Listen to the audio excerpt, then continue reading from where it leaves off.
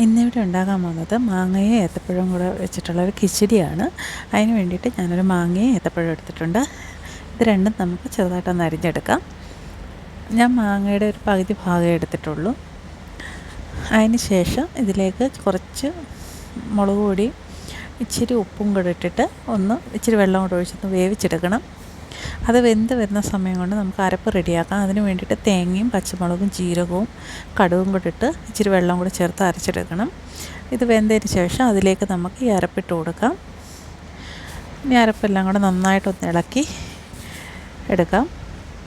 ഇതൊന്ന് തിളച്ച് കഴിയുമ്പോഴത്തേക്ക് നമുക്ക് ഇതിലേക്ക് കടുക് വറുത്തിടണം. നമ്മുടെ ഇത് കിച്ചടി റെഡിയായി വരുന്നുണ്ട്. അതിലേക്ക് കടുക് വറുത്തിടാം. കടുക് വറുത്തിട്ടതിന് ശേഷം നമുക്ക് ഫ്ലെയിം ഓഫ് ചെയ്തതിന് ശേഷം തൈര് ചേർക്കണം. അതിന് വേണ്ടിയിട്ട് ഞാൻ തൈരൊന്ന് അടിച്ച് ഇതിലേക്ക് ചേർത്ത് കൊടുക്കാം. എന്നിട്ട് നന്നായിട്ട് മിക്സ് ചെയ്യാം. ഇവിടെ നമ്മുടെ കിച്ചടി ഇവിടെ റെഡി ആയിട്ടുണ്ട്. എല്ലാവരും ഈ ഓണത്തിനൊന്ന് ട്രൈ ചെയ്ത് നോക്കണം. അടുത്തൊരു വീഡിയോയുമായി കാണുന്നവരെ എല്ലാവർക്കും bye. Thank you. Happy Onam.